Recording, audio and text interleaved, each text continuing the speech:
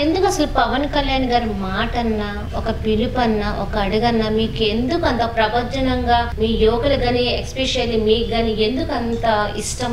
జనాలకి ఎంతమందికి ఆయన గురించి తెలుసో తెలియదు మేడం. నేను ఆయనతో ట్రావెల్ చేసిన వ్యక్తులతో ఆయనతో కొన్ని సందర్భాల్లో దగ్గరగా చూశాను కాబట్టి చెప్తున్నా. ఒక రాజకీయంగా జీవితం ఇచ్చిన అన్నయ్య దెబ్బ తిని ఈ రాజకీయాలు మనకు వద్దు, ఇందులో మనం ఇవ్వలేము, చాలా డిఫికల్ట్ అని చెప్పినప్పటికీ కూడా కుటుంబాన్ని సైతం వదిలిపెట్టి తన పిల్లల పేరు మీద చేసిన ఫిక్స్డ్ డిపాజిట్లను బ్రేక్ చేసి పార్టీ ఆఫీస్ స్థలానికి డబ్బులు ఇచ్చిన వ్యక్తి పవన్ కళ్యాణ్ గారు.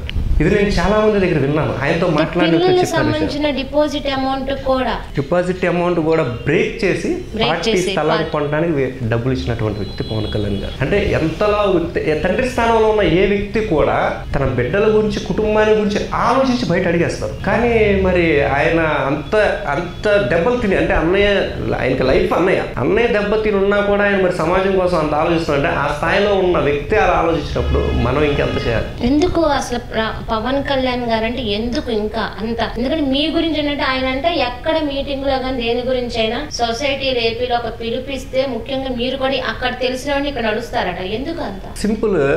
ఉదాహరణ జరిగిందని ఎగ్జాంపుల్ కోట్ చేసి చెప్తా మేడం. మీకు 2019 నుంచి 2024 దాకా వైఎస్ జగన్మోహన్ రెడ్డి గారు ఆంధ్రప్రదేశ్ ముఖ్యమంత్రిగా పరిపాలన చేశారు. ఆయన అధికారంలో ఉన్నని చెప్పి ఏ రోజు కూడా హెలికాప్టర్ తప్పితే నేల మీద నడవాలి. కానీ ఒకసారి అధికారం పోయేసరికి నిన్న అందరూ వచ్చి ప్రజలకు సేవ చేస్తుంటే ఈయనేదో హడావుడి చేయాలని ఒక ద్వారంలో ఫోటోల కోసం నీళ్ళల్లో నడిచి వెళ్ళిపోయారు. ఒక స్టార్ సెలబ్రిటీ అయ్యుండి రాష్ట్ర ఉప ముఖ్యమంత్రి హోదాలో ఉండి కూడా ఆయన నేను వస్తే రాకపోతే జనం ఏమనుకుంటారనే ఆలోచన పక్కన పెట్టి ఈ సమయంలో నేను రావటం కాదు ఇంపార్టెంట్, జనాలకు మంచి జరగాలని చెప్పేసి ఆయన విమర్శలు గురవుతూ 4 గోడల మధ్యుండి కూడా రాష్ట్రాన్ని మొత్తాన్ని, యంత్రాంగం మొత్తాన్ని అప్డేట్స్ ఇచ్చి మాలాంటి జన సైనికులు పిలుపునిచ్చి వరద బాధితులకు ఇంత సహాయం చేయగలుగుతున్నారు. చూసారా ఆ క్యారెక్టరైజేషన్? అంటే ఆయన రాకపోవడానికి కారణం ఏంటి మరి ఈ 2-3 రోజుల్లో ఇంత?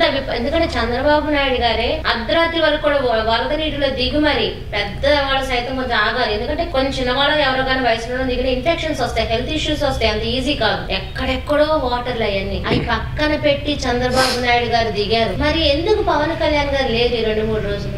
దేశ ప్రధానమైనటువంటి నరేంద్ర మోడీ గారే జన సునామీ, పవన్ సునామీ అని ఒకటి అన్నారు, మీకు గుర్తుందండి? అవును. అంటే ఇప్పుడు వరదలు కొన్ని ప్రాంతాల వరకు వచ్చి వాళ్ళకి సహాయార్థాలు అందివ్వటానికే ఉన్నటువంటి యంత్రాంగం మొత్తం నానా ఇబ్బందులు పడుతున్న పరిస్థితిలో ఆ పవన్ సునామీ అనే బయటకు వస్తే ఆ సునామీ ఈ వరదలకి ఆంధ్రప్రదేశ్ మిగిలేదేమన్నా ఉందంటారా? అందుకనా? అంతే కదా. పవన్ కళ్యాణ్ అనే వారు నేరుగా వరద బాధితుల్ని పరామర్శిస్తున్నారని ఒక పిలుపు ఇవ్వమనండి. మరి అంతే కదా.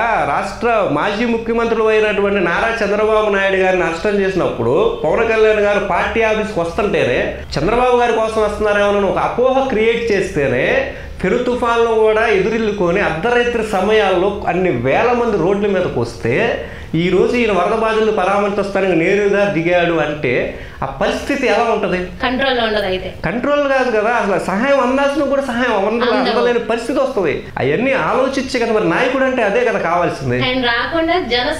తట్టుకున్నాడు, ఆయన విమర్శలు తట్టుకున్నా కూడా ఆయన యంత్రాంగాన్ని, మాలాంటి వ్యక్తుల్ని, లేకపోతే స్థానికంగా ఉన్నటువంటి నాయకులు వీళ్ళందరినీ మరి సహాయ కర్తలు అన్నీ జరుగుతూ ఉన్నాయి, పనులన్నీ జరుగుతూ ఉన్నాయి. కానీ మనిషి కనిపించట్లేదు. అంతే మంచిగా అనిపించాలి, మనిషి అవసరం లేదని నిదానం అదే. చేస్తున్నాం కదా, చేస్తున్నారు కాబట్టి మీరు ఇక్కడిదాకా వచ్చారని నేను అనుకుంటున్నాను. లంకల గ్రామాలు కానీ వీటిలన్నిటికి కావాలి కొంత ఫండ్స్ రేస్ చేసుకొని పులిహోర పొట్లాలు అనివ్వండి, లేకపోతే బిర్యానీలు లాంటి చిన్న చిన్న రైస్ ప్యాకెట్స్ అలా ఎవరైతే నీడ్ ఉందో అలా ఆర్గనైజేషన్ ఫామ్ టీమ్స్గా ఫామ్ అయ్యి, లేకపోతే నాలాగా చాలా మంది మిత్రులు కూడా కొన్ని 5-6 ఫామ్ అయ్యి వాళ్ళకు తోచినంతలో ఆహార పదార్థాలు పంపించడం ఉంటాం. లేకపోతే ఎవరన్నా కానీ అక్కడ అందుబాటులో ఉంటే వాళ్ళని తీసుకొచ్చి షిఫ్ట్ చేసి ఇక్కడ నా హౌస్ స్టే చేయటం. మెడికల్ కూడా అవి కూడా జరుగుతుంది. అంటే సపరేట్ అప్పుడు ఏ టీమ్ అయితే ఫర్ ఎగ్జాంపుల్ నా వృత్తి ఒకటి ఉంది అనుకోండి, నా వృత్తికి సంబంధించి నేను 4 అట్లా మెడికల్ ఫీల్డ్లో ఉన్నారు, వాళ్ళ సహాయం అంబులెన్స్ టైప్లో పెట్టి చేయడం. ఒక డౌట్, మెడికల్ అంటేనే టాబ్లెట్స్ అన్ని ఇస్తారు, ఓకే. మహిళలకి ఆ పీరియడ్ టైం వచ్చే వాళ్ళు కూడా చాలా ఇబ్బంది అవుతుంది. మరి అలాంటివి ఏమైనా చేసేది ఉంటుందా అసలు? నేను ఎందుకంటే ఇది అడగకూడదు కానీ లేడీని కానీ సహజంగా మహిళల గురించి మీరు చేసే సహాయార్థం ఇలాంటివి కూడా ఉంటాయి కదా. మీరు అడిగింది కరెక్టే. దీనికి మనకంటే ముందంజలో మా జనసేన వీర మహిళలు కొన్ని వేల మంది డైరెక్ట్గా ఫేస్బుక్లో కూడా మెసేజ్లు, పోస్టులు పెట్టి వాళ్ళ పని వాళ్ళు చేస్తారు.